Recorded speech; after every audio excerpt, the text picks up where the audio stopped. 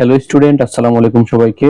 আজকে আমরা নবম দশম শ্রেণীর অধ্যায় 17 এর পরিসংখ্যান নিয়ে আলোচনা করব। তো পরিসংখ্যান নিয়ে আলোচনা করার শুরুতে আমাদেরকে যেটা জানতে হবে সেটা হচ্ছে পরিসংখ্যান কাকে বলে। তো পরিসংখ্যান কি, এই সংজ্ঞাটা আমি যদি দিতে যাই তাহলে হচ্ছে কি, পরিসংখ্যান হলো এমন একটি শাখা যার মাধ্যমে তথ্য বা উপাত্ত সংগ্রহ, সজ্জিতকরণ, বিশ্লেষণ এবং ব্যাখ্যা করা হয় যাতে সঠিক সিদ্ধান্ত নেওয়া যায়। অর্থাৎ পরিসংখ্যান এমন একটি প্রক্রিয়া যেখানে একটি তথ্য বা উপাত্ত সংগ্রহ করে তাকে সাজিয়ে বিশ্লেষণ এবং ব্যাখ্যার মাধ্যমে সঠিকভাবে একটা সিদ্ধান্ত নেওয়া যায়। এটাই হচ্ছে পরিসংখ্যান। তারপর এই পরিসংখ্যানের সংজ্ঞার মধ্যে আমরা দেখতে পাচ্ছি আমাদেরকে নির্দিষ্ট তথ্য বা উপাত্ত সংগ্রহ করতে হয়। তো এই তথ্য বা উপাত্ত সংগ্রহ করতে গেলে আমাদেরকে প্রথমত জানতে হবে আসলে তথ্য কি আর উপাত্ত কি। তো তথ্য কি উপাত্ত কি আমি আগে থেকে লিখে রাখছি। তোমরা যদি দেখো, উপাত্ত হচ্ছে কাঁচা বা অপ্রক্রিয়াজাত বা অপরিশোধিত সংখ্যার বা তথ্যের সমষ্টি যেগুলো থেকে সরাসরি কোনো সিদ্ধান্ত বা কোনো অর্থ গ্রহণ করা যায় না। অর্থাৎ উপাত্ত থেকে শুধুমাত্র আমরা এই যে একটা তথ্য মানে ডাটা, ওইটা আমরা কি করতে পারি, প্রক্রিয়াজাত বা মনে করো যে আমরা ওইটাকে সামষ্টিকভাবে গ্রহণ করতে পারি, কিন্তু কোনো সিদ্ধান্ত নিতে পারি না। সিদ্ধান্ত নিতে হলে অবশ্যই আমাদেরকে তথ্যের উপর নির্ভর করতে হয়। তো তথ্যটা কি? তথ্য হলো বিশ্লেষিত, সুশৃঙ্খল এবং অর্থবহ উপাত্ত যা আমাদের সিদ্ধান্ত নিতে সাহায্য করে। অর্থাৎ তুমি যে উপাত্তগুলা সংগ্রহ করবে ওই উপাত্তগুলোকে বিশ্লেষণ এবং সুশৃঙ্খল ভাবে অর্থবহ করে তারপর তুমি ওই উপাত্ত থেকে সিদ্ধান্ত গ্রহণ করতে পারবে। এটাই হচ্ছে তথ্য। তো এই তথ্য বা উপাত্ত হচ্ছে টোটালি দুই প্রকার। তো এই তথ্য বা উপাত্ত হচ্ছে দুই প্রকার। প্রথম হচ্ছে অবিচ্ছিন্ন উপাত্ত বা যেটাকে আবার বিন্যস্ত উপাত্ত বলা হয়। তো এই বিন্যস্ত বা অবিচ্ছিন্ন উপাত্ত হচ্ছে সাজানো বা গোছানো। তারপর আরেকটা হচ্ছে বিচ্ছিন্ন উপাত্ত অথবা অবিন্যস্ত উপাত্ত। এই বিচ্ছিন্ন বা অবিন্যস্ত উপাত্ত হচ্ছে এলোমেলো। তো এইরকম এলোমেলো উপাত্তকে আমরা সাজাইতে হয়, সাজাই তারপরে আমাদেরকে বিশ্লেষণ ব্যাখ্যা করে সিদ্ধান্ত গ্রহণ করতে হয়। তো তারপরে আমরা যদি এই বিচ্ছিন্ন বা অবিন্যস্ত উপাত্ত থেকে বা সাজানো উপাত্ত থেকে যদি আমাদেরকে কখনো সিদ্ধান্ত গ্রহণ করতে হয়, এর প্রেক্ষিতে আমাদেরকে পরিসংখ্যানের যে কাজসমূহ এগুলো জানতে হবে। তো পরিসংখ্যানের প্রধান কাজ হচ্ছে টোটাল 4টা, যেটা আমাদের পরিসংখ্যানের সংজ্ঞার মধ্যেই কিন্তু এটা উল্লেখিত আছে যে আমাদেরকে নির্দিষ্ট কিছু তথ্য উপাত্ত সংগ্রহ করতে হবে, তারপর উপাত্তগুলোকে সাজাইতে হবে, এরপর উপাত্তগুলোকে যথাযোগ্য বিশ্লেষণ ও ব্যাখ্যার মাধ্যমে 4 নম্বরে আমরা সিদ্ধান্ত গ্রহণ করি। তো এখন একটা কথা হচ্ছে, এই পরিসংখ্যানের প্রধান কাজ হচ্ছে 4টা: উপাত্ত সংগ্রহ, উপাত্ত সাজানো, বিশ্লেষণ, ব্যাখ্যা ও সিদ্ধান্ত গ্রহণ। উপাত্ত সংগ্রহ যেমন আমরা যে কোনো একটি স্কুলের পরীক্ষার প্রাপ্ত নম্বর আমরা সংগ্রহ করতে পারি। তারপর ওই সংগ্রহকৃত সংখ্যাসমূহকে আমরা কি করতে পারি, বা ওই পরীক্ষার নম্বরগুলোকে আমরা তালিকা আকারে সাজাতে পারি, টেবিল আকারে সাজাতে পারি অথবা গ্রাফ আকারে সাজাতে পারি। তারপর আমরা সেগুলোকে বিশ্লেষণের মাধ্যমে গড়, মধ্যক, প্রচুরক এগুলা করতে পারি। তারপর হচ্ছে এই গড়, মধ্যক, প্রচুরক বা তালিকা বা গ্রাফের মাধ্যমে আমরা নির্দিষ্ট একটা ব্যাখ্যা দিয়ে সিদ্ধান্ত গ্রহণ করে আমরা নির্দিষ্ট করতে পারি যে ওই সকল শিক্ষার্থীদের মধ্য থেকে কোন শিক্ষার্থী এগিয়ে আছে আর কোন শিক্ষার্থী পিছিয়ে আছে। তারপর আমরা এটা যদি কয়েকটা স্কুলের মধ্যে কম্পেয়ার করি, তাহলে সেখানে কিন্তু আমরা ওই স্কুলগুলোর মধ্যে কে আগে আছে কি পিছনে আছে এগুলো কম্পেয়ার করতে পারি, অর্থাৎ আমরা এখানে সিদ্ধান্ত গ্রহণ করতে পারি। তো এই যে আমরা তথ্য বা উপাত্তগুলা দেখতে পাচ্ছি, তো এখানে কিন্তু আমাদের প্রথমত হচ্ছে উপাত্ত সংগ্রহ করা। এর প্রেক্ষিতে আমি তোমাদের জন্য নির্দিষ্ট একটি উপাত্ত সংগ্রহ করে রেখেছি, যেখানে কোনো একটি বিদ্যালয়ের বার্ষিক পরীক্ষায় নবম শ্রেণীর 50 জন শিক্ষার্থীর গণিতে প্রাপ্ত নম্বরগুলো নিম্নরূপ। অর্থাৎ এখানে গণিতে প্রাপ্ত নম্বর দেওয়া আছে 50 জন শিক্ষার্থীর। আমি এরকম একটা ডাটা তোমাদের জন্য সংগ্রহ করে নিলাম, আমরা যেন অঙ্ক করতে সুবিধা হয়। তারপরে আমাদের এই ডাটা সংগ্রহের পরে আমি কিন্তু আবারও বলতেছি, ডাটা সংগ্রহের জন্য তোমাকে যে কোনো একটা নির্দিষ্ট টপিক সিলেক্ট করতে হবে এবং ওই টপিক অনুসারে তুমি যে কোনো জায়গা থেকে ডাটাটা সিলেক্ট করতে পারো, ডাটাটা তুমি সংগ্রহ করতে পারো। তারপর হচ্ছে এই ডাটা সংগ্রহের পরে আমাদের যে কাজ থাকে সেটা হচ্ছে উপাত্তগুলোকে সাজানো। সেটা তালিকা আকারে হইতে পারে, টেবিল আকারে হইতে পারে অথবা গ্রাফ আকারে হইতে পারে। তো উপাত্ত সাজানোর জন্য আমরা আপাতত যে সিস্টেমগুলো জানি, উপাত্ত সাজাতে হয় টোটাল এই 5 ধাপে। এখানে আমি 4 ধাপ লিখছি, 4 ধাপই আমি করে দেখাবো, আর একটা ধাপ এটা পরে করব, তো এটা তখন দেখাবো। তো এখানে উপাত্তগুলোকে আমরা আজকে 4টা ধাপে সাজাবো। প্রথম হচ্ছে ঊর্ধ্ব ক্রমানুসারে সাজানো, অর্থাৎ ছোট থেকে বড় আকারে সাজানো। আর একটা হচ্ছে অধ ক্রমানুসারে সাজানো, অর্থাৎ বড় থেকে ছোট আকারে সাজানো। আর 3 নাম্বারটা হচ্ছে গণসংখ্যা নিবেশন সারণী, অর্থাৎ আমরা গণসংখ্যা নিবেশন সারণী এখান থেকে বানাইতে পারি। তারপর ক্রমযোজিত গণসংখ্যা নিবেশন সারণী তৈরি করতে পারি আমরা সাজাইতে গেলে। তারপরে 5 নাম্বার যেটা যেটা আমরা এখন করব না, সেটা হচ্ছে গ্রাফের মাধ্যমে, নির্দিষ্ট লেখচিত্র বা গ্রাফের মাধ্যমে আমরা উপাত্ত সমূহকে সাজাইতে পারি। তো প্রথমে আমরা যদি আজকে ঊর্ধ্বক্রমানুসারে সাজানোর যে ব্যাপারটা, মানে ছোট থেকে বড় আকারে, মানে এখানে যে উপাত্তগুলো আমরা সংগ্রহ করছি, যে 50 জনের একটা ডাটা আমরা এখানে সংগ্রহ করছি, এই 50 জনের ডাটাকে ছোট থেকে বড় আকারে সাজানো, এই সাজানোর ব্যাপারটাই হচ্ছে ঊর্ধ্বক্রমানুসারে সাজানো। তো এই ক্রমানুসারে সাজানো যে ব্যাপারটা, আশা করি তোমরা একটু মনোযোগ সহকারে এটা খেয়াল করবে। আমরা যদি এখান থেকে ঊর্ধ্বক্রমানুসারে সাজাইতে হয়, তাহলে অবশ্যই তোমাকে আগে রাফে কাজ করতে হবে। তোমাকে কিন্তু এই জিনিসটা আলাদা একটা কাগজে রাফ করে কাজ করতে হবে। তো তুমি এখানে এই জিনিসটা খেয়াল রাখতে হবে, প্রত্যেকটা জায়গায় তোমার এখানে টপিকস থাকবে, কিন্তু মানে সাজাইতে গেলে তোমার এটা হচ্ছে একটা কৌশল। তুমি কিভাবে সাজাইবে এটা তোমার উপর ডিপেন্ড করবে, তবে আমি তোমাকে একটা সুন্দর কৌশল শিখিয়ে দিব যেন তুমি এটা সহজে সাজাইতে পারো। তো যেমন তুমি 0 থেকে 9 পর্যন্ত হিসাব করবে, প্রত্যেকটা সংখ্যা 0 থেকে 9 পর্যন্ত হিসাব করবে। যেমন তুমি যদি মনে করো এই সংখ্যা নাও, যেমন মনে করো 10 থেকে তোমাকে 19 এর মধ্যে সংখ্যাগুলো একটা ঘরে রাখতে হবে। তারপরে যেমন এই 20 থেকে তোমাকে 29 পর্যন্ত সংখ্যাগুলো একটা ঘরে রাখতে হবে, মানে একটা ক্যাটাগরাইজ রাখতে হবে, তাহলে তুমি সাজাইতে তোমার জন্য সুবিধা হবে। তো আমি যদি এই জিনিসটা করতে যাই, যেমন এখানে প্রথম সংখ্যা আছে 76, তো আমরা 76 কে নিলাম, তারপরে আছে কি 65। তো 76 এর ঘরে কিন্তু এই একটা কথা মনে রাখতে হবে, 76 এর ঘরে কিন্তু কে 70 থেকে 79 এই সংখ্যাগুলো আসবে। যেহেতু 65 এর ভিতরে নেই, 65 জন্য আমরা আলাদা একটা পার্ট করব এখন। তারপর হচ্ছে কি 98, যেহেতু 98 এই দুইটার কোনোটার মধ্যে নেই, তাহলে আমরা 98 এর জন্য আলাদা আরেকটা পার্ট করব। তারপর হচ্ছে 79, দেখো এই যে 79 কিন্তু এখন এই যে 76 অর্থাৎ 70 থেকে 79 এর মধ্যে কিন্তু আছে, তাহলে এখানে 79 আসবে। তারপর হচ্ছে 64, এই 64টা আমরা লিখবো কোথায়, এই যে 65 যেখানে সেখানে লিখবো আমরা। তারপর 68 আমরা এই ঘরের মধ্যে লিখবো। তারপরে আমরা 56 এই ঘরে, মানে এখানে কিন্তু 56 ঘর নেই, তাহলে আমরা 56 জন্য আলাদা আর একটা আমরা ক্যাটাগরি রেডি করব।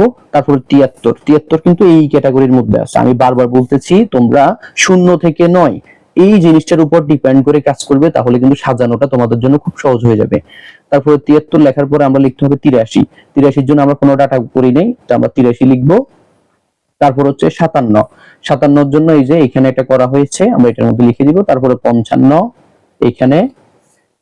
তারপর হচ্ছে 92 এর জন্য আমরা কোনো ঘর করেছি একটা, এই যে 98 এর মধ্যে 92 আসবে, অর্থাৎ এখানে হবে 90 থেকে 99 এর ভিতরে যতগুলো আছে সব আসবে। 45 এর জন্য কোনো ঘর করা হয় নাই, তো নিচে একটা করি 45। তারপর হচ্ছে 77 এর জন্য আমরা এই যে অলরেডি ঘর করেছিলাম, 77 লিখলাম। তারপর হচ্ছে 87 এর জন্য একটা ঘর করা হয়েছে এখানে, এই যে এটা। তারপর হচ্ছে এগুলোকে দাগ দিয়ে রাখবো আমরা, যেন আমরা ভুলে না যাই। 46 এর জন্য আমরা এই যে একটা ঘর করেছিলাম এখানে। তারপর হচ্ছে কি 32 এর জন্য আমরা কোনো ঘর করি নাই, তো এটার জন্য হচ্ছে এটা আমরা লিখবো এখানে। এরপর হচ্ছে 75 হচ্ছে এই যে এই ঘরে। তারপর হচ্ছে 89 কোন ঘরে, এই যে এইখানে। তোমরা একটু ভালো করে জিনিসটা খেয়াল করো আমি কিভাবে এগুলোকে সাজাই। তারপর হচ্ছে 48 হচ্ছে কোন ঘরে, এই যে এইখানে। তারপর হচ্ছে 97 কোথায়, এই যে এইখানে। তারপরে এই যে 88 হচ্ছে এই যে এই ঘরে। তারপরে 65 জন্য এই ঘরে। 65 যে আগে একবার ছিল, আগে একবার থাকলে তার পাশে আমরা এটাকে কমা দিয়ে লিখবো। তারপর হচ্ছে কি 73 অলরেডি এখানে একবার আছে, তাহলে আমরা এটাকে কমা দিয়ে লিখবো। 93 হচ্ছে কোন ঘরে, এই যে এইখানে, আগে নাই, তাহলে এটাকে লিখলাম। 58 হচ্ছে এই ঘরে। তারপর হচ্ছে 41, এইভাবে করে আমরা প্রত্যেকটা সাজাইতে হবে। 41 হচ্ছে এই ঘরে। এরপর হইলো কি 69 হচ্ছে এখানে, এরপরে 63, 63 এখানে আর নাই, আর এটা লিখবো নতুন করে আবার 39, 39 হচ্ছে এই ঘরে, 84। এই জিনিসটা করতে তোমার একটু সময় লাগবে, আমি যেহেতু বুঝাই করতেছি এই কারণে আমার একটু বেশি সময় লাগতেছে। তবে তুমি যদি নিজে নিজে একটু কয়েকবার প্র্যাকটিস করো তাহলে খুব অল্প সময়ে তুমি এই কাজটা করে ফেলতে পারবে। তারপরে যে 56, 56 এখানে আগে অলরেডি একটা আছে, তাহলে আমরা কমা দিয়ে লিখবো। 45, 45 আগে থেকে একটা আছে, কমা দিয়ে লিখবো। তারপর হচ্ছে 73, 73 আগে থেকে একটা আছে, কমা দিয়ে লিখবো। এরপরে 93, 93 আগে থেকে একটা আছে। 62, 62 আগে নাই, তাহলে লিখে দিলাম। এরপর হচ্ছে 67, 67 আগে থেকে নাই, আমরা লিখবো এটা। তারপর হচ্ছে 69, 69 আগে থেকে একটা আছে। 65, 65 আগে থেকে একটা আছে। তারপর হচ্ছে 53, 53 ঘর এটা, এখানে আর নেই।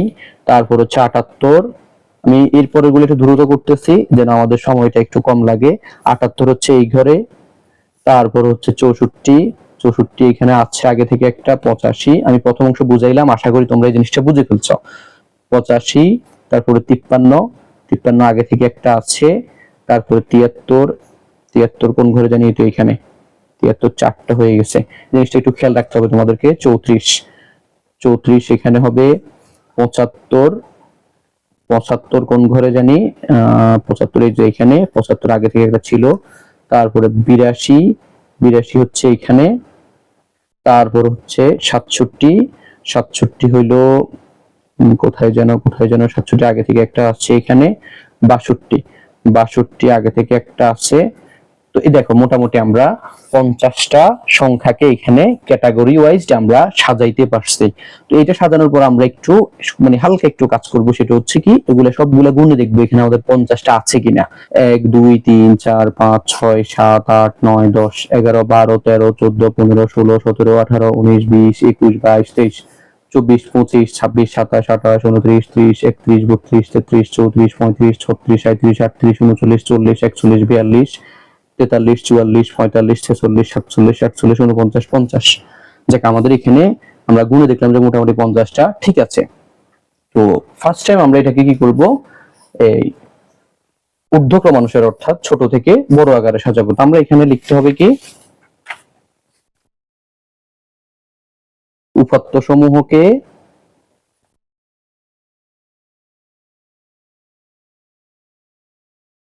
মানের ঊর্ধ্বক্রমানুসারে সাজিয়ে পাই।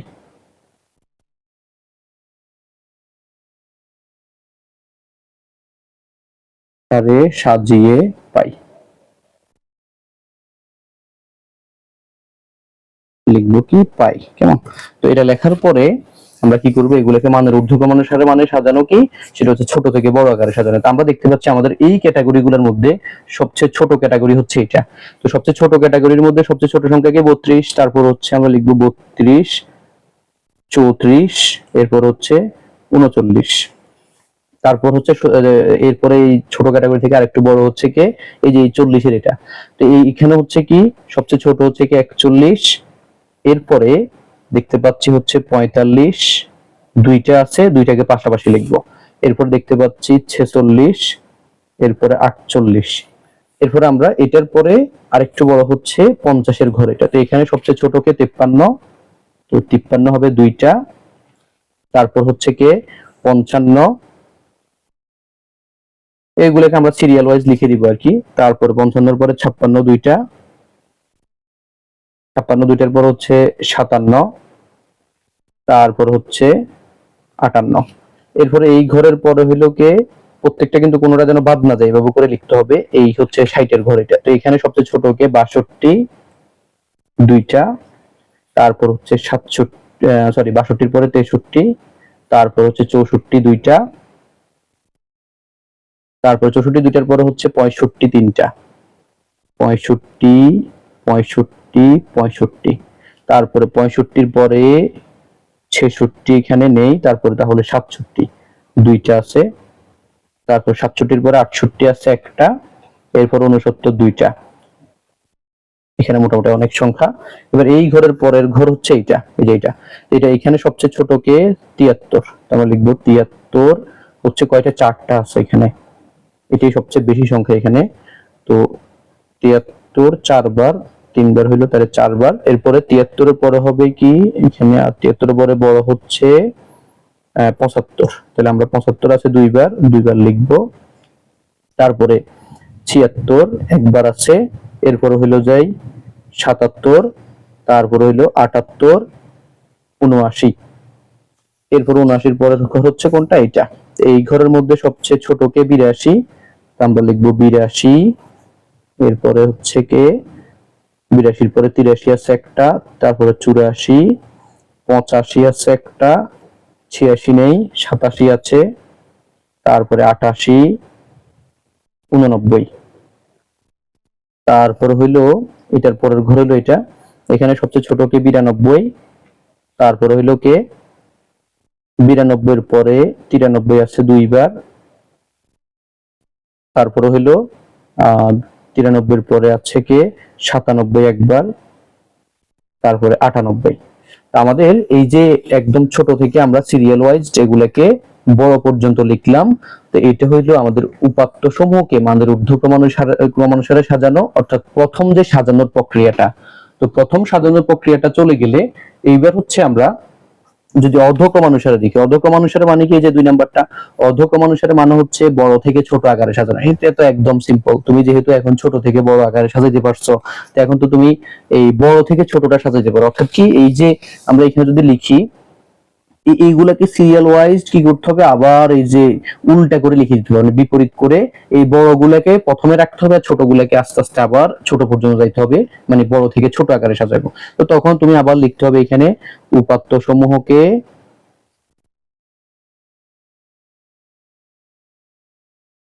বড় থেকে, বা আমরা লিখতে পারি অর্ধক্রমানুসারে সাজিয়ে পাই, সাজিয়ে পাই। তো আশা করছি তোমরা এটা পারবে। তো আমি এটা করে দেখাচ্ছি না, এমনিতে কিন্তু ভিডিওটা অনেক লং হয়ে যাচ্ছে। তো এটা তোমরা পারবা। আমি আবারও বলে দিচ্ছি কি করবা, বড়টা প্রথমে লিখবা, তারপরে এইভাবে করে আস্তে আস্তে আবার বড় থেকে ছোট আকারে লিখবা। তো এটা যদি তোমরা পারো, আশা করি এটাও পারবে। তারপরে আমাদের যে সাজানোর পার্ট, সেটা হচ্ছে গণসংখ্যা নিবেশন সারণী তৈরি করা। গণসংখ্যা নিবেশন সারণী তৈরি করতে হলে তোমাকে অবশ্যই একটা সূত্র জানতে হবে, সেটা হচ্ছে পরিসরের সূত্র। আমরা যদি গণসংখ্যা নিবেশন সারণী করতে হয়, আমি তোমাদের জন্য আগে থেকে এখানে ঘরটা করে রাখছি যেন এই বুঝতে সুবিধা হয়। তাহলে এখানে আমাদেরকে এই গণসংখ্যা নিবেশন সারণী করতে হলে একটা সূত্র মুখস্থ করতে হবে, সেটা হচ্ছে পরিসর। তোমরা আগে পরিসরের সূত্রটা দেখে নাও। এই যে পরিসর সমান হচ্ছে সর্বোচ্চ উপাত্ত, মানে আমাদের যে উপাত্তটা এখানে আছে, এই উপাত্ত থেকে সর্বোচ্চ উপাত্ত কোনটা বা সবচেয়ে বড় উপাত্ত কোনটা, ওই সবচেয়ে বড় উপাত্ত বিয়োগ সর্বনিম্ন উপাত্ত, মানে এখানে সবচেয়ে ছোট উপাত্তকে, তারপর হচ্ছে যোগ 1, এটাকে বলা হয় পরিসরের সূত্র। তো এই পরিসরের সূত্র করার আগে আমরা দেখতে পাচ্ছি এখানে সর্বোচ্চ এবং সর্বনিম্ন উপাত্ত আমাদেরকে খুঁজে বের করতে হবে। তো তোমরা নিশ্চয়ই এতক্ষণে বুঝে ফেলছো আমাদের এখানে সবচেয়ে বড় উপাত্ত হচ্ছে 98 আর সবচেয়ে ছোট উপাত্ত হচ্ছে 32। তো তোমরা কিন্তু যদিও এটা না করা হয়, এটা এখান থেকে খুঁজে বের করতে হবে সবচেয়ে ছোটটা এবং সবচেয়ে বড়টা। তো সবচেয়ে বড় যেহেতু আমরা দেখতে পাচ্ছি এখানে 98, আর সবচেয়ে ছোট হচ্ছে এখানে 32।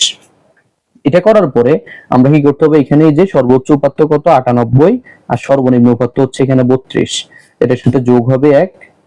এখানে 98 থেকে 32 গেলে হবে 66, যোগ হবে 1, তাহলে হইলো 66 আর 1 67 হলো আমাদের পরিসর। এখন আমরা যদি গণসংখ্যা নিবেশন সারণী বানাইতে হয়, আমাদেরকে নির্দিষ্ট একটা শ্রেণী ব্যাপ্তি ধরতে হবে, মানে আমরা যে এখানে ঘরগুলো করব, এই ঘরের মধ্যে আমরা এক ঘরে কয়টা সংখ্যা রাখবো, এই জিনিসটি হচ্ছে শ্রেণী ব্যাপ্তি। তো শ্রেণী ব্যাপ্তিটা হচ্ছে সম্পূর্ণ তোমার উপর ডিপেন্ড করবে, যদি না প্রশ্নে বলে দেয়। যদি প্রশ্নে বলে দেয় যে তুমি 5 ধরো, তাহলে তোমাকে 5 ধরতে হবে। যদি প্রশ্নে বলে দেয় তুমি 10 ধরো, তোমাকে 10 ধরতে হবে। প্রশ্নে 15 বললে 15 ধরতে হবে। কিন্তু তোমাকে যদি প্রশ্নে বলে না দেয়, তখন তুমি তোমার মতো করে ধরতে পারবা। তবে এই পরিসর ধরার ব্যাপারটাতে মনে রাখতে হবে, তুমি যত বেশি পরিসর ধরবে, ঘর তত কমে যাবে। ঠিক আছে, তুমি যে পরিসর যত বেশি ধরবে, ঘর তত কমে যাবে।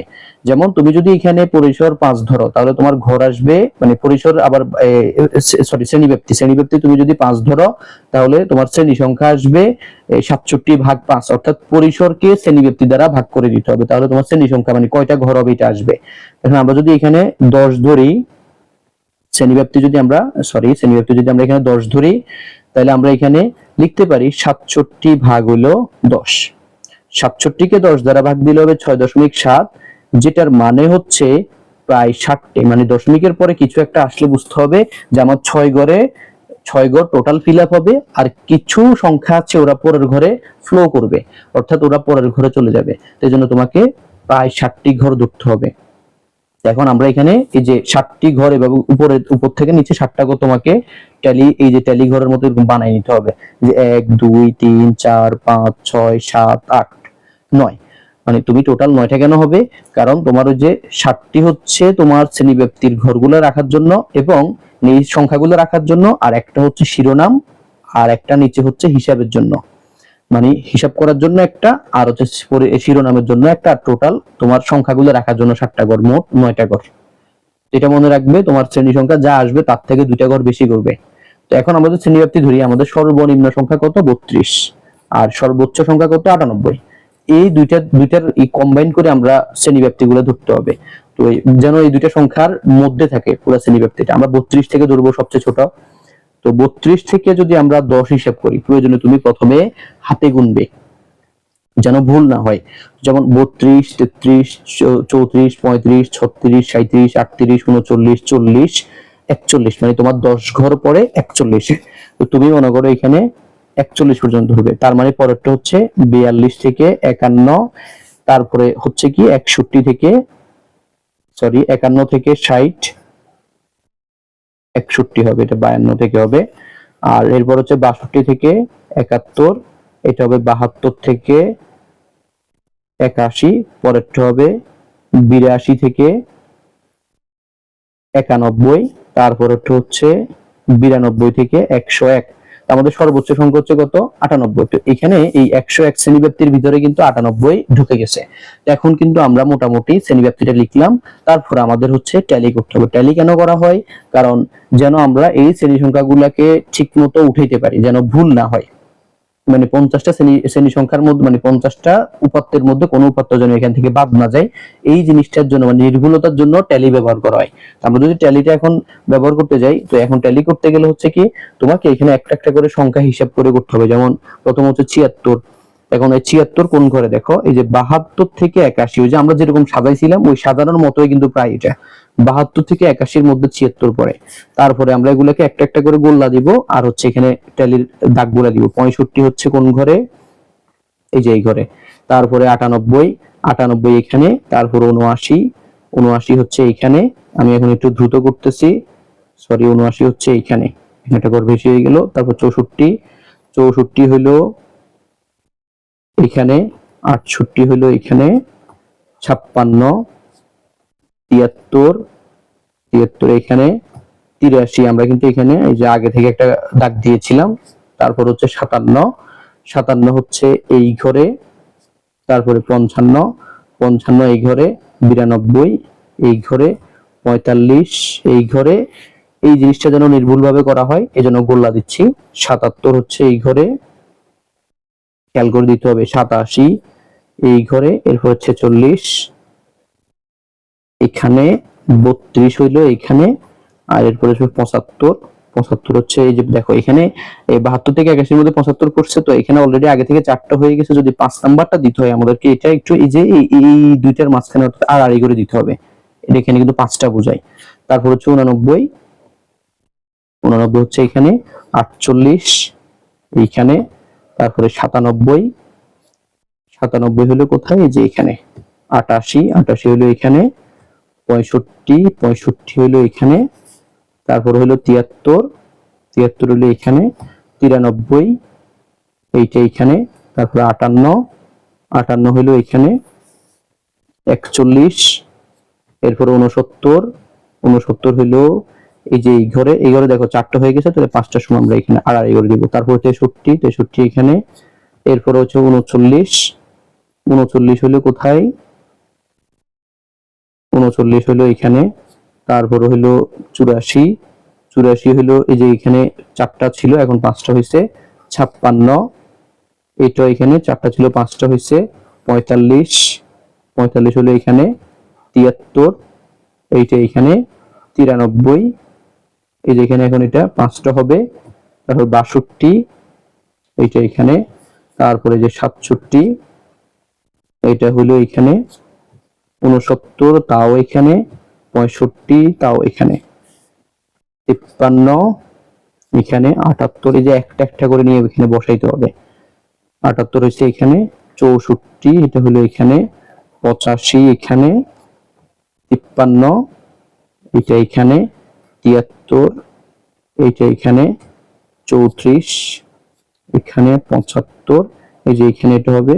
এখন 4টার পরে 5টা হইলো, এখানে হবে 82, এইখানে 67 হইলো এই জায়গায়, তারপর হচ্ছে 62 তাও এখানে। তো মোটামুটি আমাদের এই যে প্রত্যেকটা শেষ হওয়ার পরে আমরা ট্যালিগুলাকে কি করবো, যোগ করে ফেলবো, যে 1 2 3 4 এখানে আমরা এখানে এই যে পাশে গণসংখ্যার এখানে 4 লিখবো। তারপর হচ্ছে এখানে 4, এখানে হলো 7, আর এখানে হলো এই যে 5 5 10 3 13, আর এখানে হচ্ছে 5 5 10, আর এখানে হচ্ছে এই 7টা, আর হচ্ছে এখানে 5টা। আমরা এখানে যোগ করব, 4 4 8, 8 এর সাথে 15, 15 আর 13 হচ্ছে 28, 28 আর 10 হচ্ছে 38, 38 এর সাথে হচ্ছে 45, আর 5 হচ্ছে 50। এই আমাদের এখানে টোটালি 50টা মিললে আমরা বুঝতে হবে যে যেহেতু এখানে 50টা টোটাল, তো যদি এখানে মোট 50 হয় তাহলে বুঝতে হবে আমাদের প্রত্যেকটা উপাত্ত এখানে অন্তর্ভুক্ত হয়েছে, তার মানে কোনো উপাত্ত এখান থেকে বাদ যায়নি। তা আশা করছি সবাই আজকে আমাদের যে আলোচনা ছিল উপাত্তগুলোকে সাজানো এবং পরিসংখ্যান কাকে বলে, পরিসংখ্যানের প্রধান কাজসমূহ কি, তারপর হচ্ছে তথ্য উপাত্ত কি, এই জিনিসগুলো জানা এবং গণসংখ্যা নিবেশন সারণী ঊর্ধ্বক্রম অনুসারে সাজানো, অধঃক্রম অনুসারে সাজানো, এই জিনিসগুলো তোমরা ভালো করে বুঝেছো। তো ভালো থাকবে সবাই, আসসালামু আলাইকুম।